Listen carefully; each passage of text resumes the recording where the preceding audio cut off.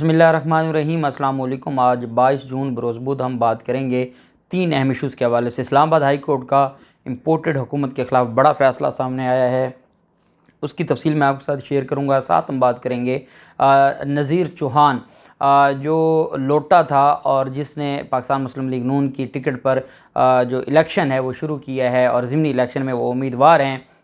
मुस्लिम league नून के उनके ख़िलाफ़ भी बड़ी कार्रवाई सामने आई है, उसकी तफसील भी मैं आपके साथ शेयर करूँगा। और साथ हम बात करेंगे आज इमरान खान की तरफ से भी एक स्टेटमेंट सामने आई है, सुप्रीम कोर्ट जाने का ऐलान किया गया है।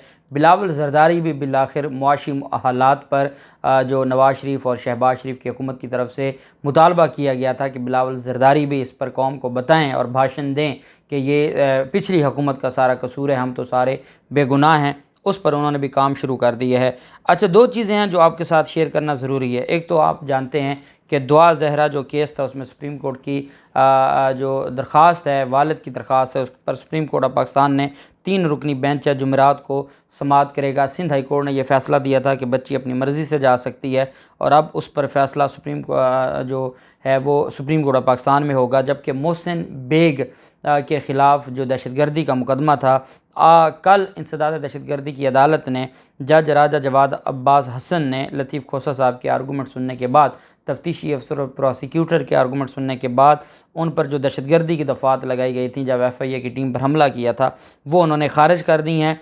और उन्होंने ये भी कहा है कि जो उनके ट्रायल है या उनका जो मुलज़म का चलान है वो 24 जून को सेशन अदालत के सामने पेश किया जाए, ना कि दहशतगर्दी अदालत के सामने पेश किया जाए। जबकि सिंध हाई कोर्ट की तरफ से पाकिस्तान तहरीक इंसाफ की जो दरख्वास्त थी और ये बल्दियाती इलेक्शंस के हवाले से थी और उनको रुकवाने के हवाले से थी, और इसमें जो स्टे ऑर्डर अदालत की को से मांगा गया था कि जब सुप्रीम कोर्ट ऑफ पाकिस्तान का हुक्म है और बल्दियाती कवानीन उसके मुताबिक नहीं बनाए गए तो फिर हमें बताया जाए कि हम कहाँ जाएँ और सुप्रीम कोर्ट के जो सुप्रीम कोर्ट का हुक्म है उस पर अमल दरामद कैसे करवाया जाए। उस पर जो अदालत ने, सिंध हाई कोर्ट ने उनकी स्टे की एप्लीकेशन खारिज कर दी और तहरीक इंसाफ के वकील ने कहा कि सुप्रीम कोर्ट ने सिंध हुकूमत को आर्टिकल 140A के तहत इलेक्शन कराने की हदायत की। सिंध हुकूमत अभी तक बल्दियाती कानून को आर्टिकल 140A से हम आहंग नहीं करवा सकी, इस वजह से बल्दियाती इलेक्शन होंगे तो वो सुप्रीम कोर्ट के अहकामात की खिलाफ वर्जी होगी।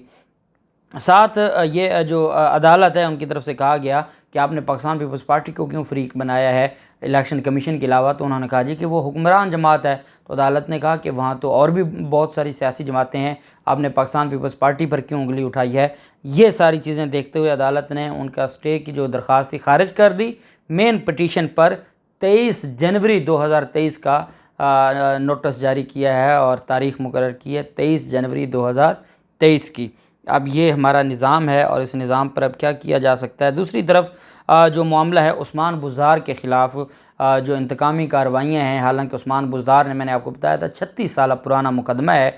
आज आज़म नज़ीर तारड़ साहब ने जियो से गुफ्तगू करते हुए ये कहा है कि अगर मैं पंजाब को देख रहा होता तो मैं कभी भी इस पुराने केस को खोलने के हक़ में ना होता। अब तारड़ साहब से कोई पूछे कि जो वफाक जो कुछ कर रहा है, जहाँ के आप वफाकी वज़ीर कानून हैं, वहाँ पर कौन सा आप अपना किरदार अदा कर रहे हैं जो पंजाब से आपसे उम्मीद रखी जाती कि आप पंजाब में होते तो ये ना होता। शीरी मज़ारी वफाकी, वो तो MNA थी, उनके ख़िलाफ़ भी तो इसी तरह का उससे पहले का मुकदमा था, उसके ऊपर भी जनाब ने कुछ नहीं किया।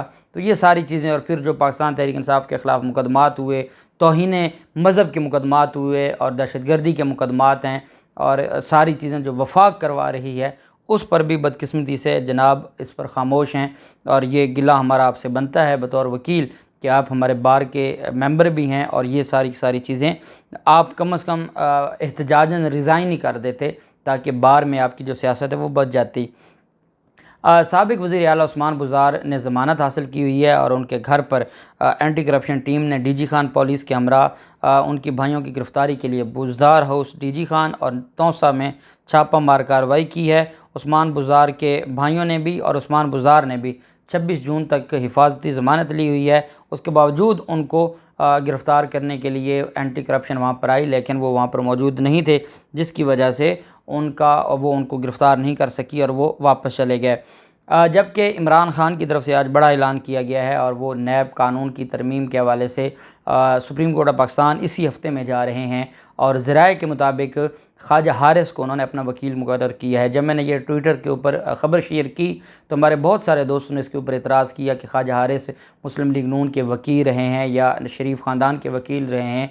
उसमें दो चीज़ें हैं कि अगर आप कहें कि जो ये सारे का सारा मामला है इस पर पाकिस्तान तहरीक इंसाफ के पास ख्वाजा हारिस नैब के लॉ के मुताबिक, जैसे अमजद परवेज़ साहब हैं, आप देखें ना, मोना सिलाई है, उसने अपनी ज़मानत की दरख्वास्त आज देने जा रहा है तो उसमें जो अमजद परवेज़ साहब को उन्होंने वकील किया है।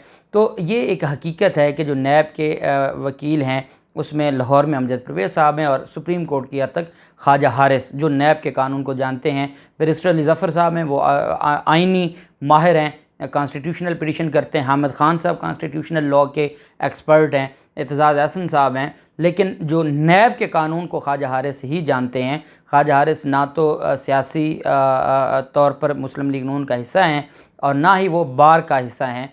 इस वजह से जैसे हम देखते हैं कि सलमान अकरम राजा साहब हैं, बाकी जो वकला हैं जो अभी मुस्लिम लीग नून का मुकदमा लड़ते रहे हैं सुप्रीम कोर्ट में, तो ये प्रोफेशनल वकील हैं।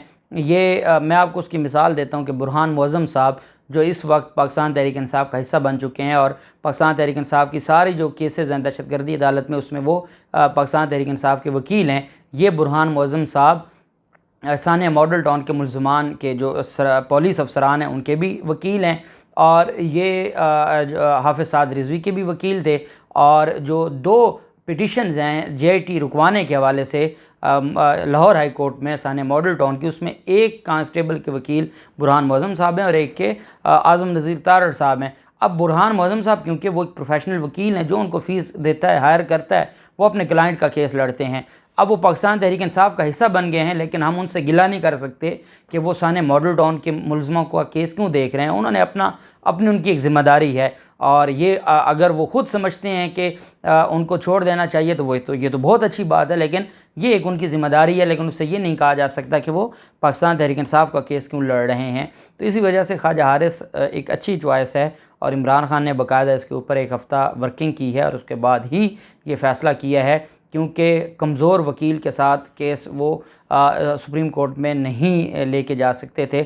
बाकी उसको वाच करने के लिए बाबर वान साहब भी साथ मौजूद होंगे, बाकी जो वकला हैं, नईम बुखारी साहब भी, ये सारा पैनल होगा, लेकिन उसको हेड जो है और उसको लीड ख्वाजा हारिस साहब करेंगे। तो इमरान खान की तरफ से ये आज ऐलान किया गया और उन्होंने कहा है कि वो सारे मामले पर सुप्रीम कोर्ट जा रहे हैं। जबकि बिलावल ज़रदारी ने आज रोना धोना शुरू किया है और बिलावल ज़रदारी ने कहा जी कि बड़ी ज़्यादती हो गई है और जो मईशत है वो इमरान खान तोशा खान को कहते हैं, तोशा खान का जो मुकदमा है, और हालांकि तोशा खान में ख़ुद इनके वालिद के ख़िलाफ़ मुकदमा है। आज आसिफ ज़रदारी कहते हैं कि मैंने 14 साल जेल में किताबें पढ़ी हैं। अब वो पता नहीं कौन सी करप्शन से रिलेटेड किताबें हैं जो 14 साल आसिफ ज़रदारी जेल में पढ़ते रहे और उसके बाद जाली अकाउंट्स का ऐसा जाल बिछाया है, 35 अरब रुपए की जाली अकाउंट्स। और ये मेरे ख्याल में वो जेल के दिनों में जो पढ़ा हुआ इल्म था वो सारे का सारा इन्होंने जाली अकाउंट्स पे लगाया है। बहरहाल नज़ीर चौहान के ख़िलाफ़ सेशन अदालत में दरख्वास्त दायर की गई थी अंदराज मुकदमा की, और ये दरख्वास्त दायर करने वाले चौधरी शबीर अहमद गुज्जर हैं, जो पाकिस्तान तहरीक इंसाफ के कैंडिडेट भी हैं, उम्मीदवार भी हैं, और इनके बेटे पर हमला हुआ था और इनके ख़िलाफ़ PTI के लोगों के ऊपर हमला हुआ, ज़ख्मी हुए। नज़ीर चौहान ने हमला करवाया और क्लीन चिट मिल गई नज़ीर चौहान को और मुकदमा दर्ज हो गया पाकिस्तान तहरीक इंसाफ के लोगों के ख़िलाफ़। चुन के जो अहम वर्कर था उनको गिरफ़्तार किया जा रहा है। और उसका मकसद क्या है? उसका मकसद ये है कि ये सारे का सारा जो मामला है वो यहाँ पर बैठा रहे और कोई इनकी कंपेन करने वाला ना हो। अब नज़ीर चौहान के ख़िलाफ़ ये गए हैं, जो चौधरी शाकिर हैं, इन्होंने दरख्वास्त दायर की है और उसमें अंदराज मुकदमा की दरख्वास्त दायर की है। सेशन जज ने नज़ीर चौहान को 24 जून को तलब कर लिया है। नज़ीर चौहान और उसके 20 सिक्योरिटी गार्ड्स के ख़िलाफ़ उम्मीदवार तहरीक इंसाफ शबीर हुसैन की तरफ से अंदराज मुकदमा की कार्रवाई करवाई गई है, जिसके ऊपर अदालत ने 24 जून को नज़ीर चौहान को तलब कर लिया है। मैं पाकिस्तान तहरीक इंसाफ की क़यादत से एक और चीज़ ज़रूर कहना चाहूँगा कि जो लाहौर हाई कोर्ट में केसेस हैं, इतने अहम केसेस हैं, आपका पूरा मुकदमा लाहौर हाई कोर्ट में है, लेकिन वहाँ पर कोई आपका पाकिस्तान तहरीक इंसाफ का नहीं होता जो आके कम अज़ कम प्रेस कॉन्फ्रेंस तो वहाँ पर मीडिया के सामने तो बात करे। सारे आप बनी गाला में बैठे हैं और इमरान खान के आप आस पास फिर रहे हैं। कोई एक दो बंदा फवाद चौधरी की ज़िम्मेदारी लगाएं, कोई तो लाहौर में बिठाएं इस कैलिबर का बंदा जो हर केस के ऊपर मीडिया के साथ गुफ्तगू करे। आपकी लड़ाई भी लाहौर वालों से है और आप बैठे सारे इस्लामाबाद हैं और लाहौर आपने बिल्कुल खाली छोड़ दिया है। कोई तो जाता जो शहबाज शरीफ के केसेस में भी जाके बैठता, वाच करता, कोई जाता जो लाहौर हाई कोर्ट में जो केसेस हो रहे हैं वहाँ जाता, कोई तो चेहरा नज़र आता। लेकिन बदकिस्मती ये है कि ये मैं पर्सनली भी मैंने ये रिक्वेस्ट की है फवाद चौधरी साहब और बाकी टीम से, और मैं उनसे ये भी गुजारिश करूँगा। अच्छा, इस्लामाबाद हाई कोर्ट ने चीफ जस्टिस अतर मिनल्ला साहब ने अहम समात की सहाफ़ियों को हरासा करने के हवाले से और उस पर जो इम्पोर्टेड हुकूमत है उसको सख्त जो है वो सवालात का सामना करना पड़ा डिप्टी अटारनी जनरल को। अदालत में समात के दौरान चीफ जस्टिस साहब ने रिमार्क्स दिए कि अदालत तो इदारों का एहतराम करती है, अदालत चाहती है इदारे अपना काम और अपने दायरे कार के अंदर रहें। समी इब्राहिम ने ऐसी कौन सी गुस्ताखी कर दी है जिससे इदारों को डर है और इदारे डर गए हैं। चीफ जस्टिस अतर मिनल्ला ने कहा कि कोई पब्लिक ऑफिस होल्डर इतना कमज़ोर है कि इनकी वीडियो से डर जाए। लोग इस अदालत से मुतल्लिक रोज़ाना बहुत बातें करते हैं लेकिन हम तो नहीं डरते। अदालत ने कहा कि इनके कहने से किसी की रेपुटेशन नहीं ख़राब होती। अदालत ने सहाफ़ियों को हरासा करने के हवाले से अटारनी जनरल ऑफिस को कहा कि ये हुकूमत की ज़िम्मेदारी बनती है। अगर आप जो राइट टू इंफॉर्मेशन जो फ्रीडम ऑफ स्पीच या फ्रीडम ऑफ एक्सप्रेशन है, अगर आप उसको बंद करेंगे, गला दबाएंगे तो यहाँ कौन बोलेगा। और अदालत ने कहा कि ये काम हमने ना पिछली हुकूमत को करने दिया ना हम आपको करने देंगे। ये जो सहाफ़ियों के ख़िलाफ़ आपने कार्रवाइयाँ शुरू की हुई इसको बंद कर दें, नहीं तो हम इस सारे मामले पर सख्त एक्शन लेंगे। चीफ जस्टिस ने कहा कि अब किस बुनियाद पर इनके खिलाफ कार्रवाई कर रहे हैं। डिप्टी अटारनी जनरल ने कहा कि इन्होंने इलेक्शन कमीशन को कहा है कि वो 2 नंबरी कर रहा है, इदारों पर असरअंदाज होने की कोशिश की गई। तो चीफ जस्टिस साहब ने कहा भाई 2 नंबरी कहने से कौन सी गुस्ताखी हो गई कि आपने FIA का मुकदमा दर्ज कर दिया। तो अदालत ने कहा कि ऐसी बातें तो सियासी लीडर्स भी रोज़ कहते हैं, उनके खिलाफ आपने कोई कार्रवाई की है क्या? महज बयानात से कोई इदारा या पब्लिक ऑफिस होल्डर असरअंदाज हो सकता है? ये इलेक्शन कमीशन की गुस्ताखी पर समी इब्राहिम के खिलाफ कार्रवाई की गई थी। अदालत ने 20 सितंबर तक इम्पोर्टेड हुकूमत को कहा है कि वो किसी सहाफ़ी के खिलाफ कार्रवाई ना करे।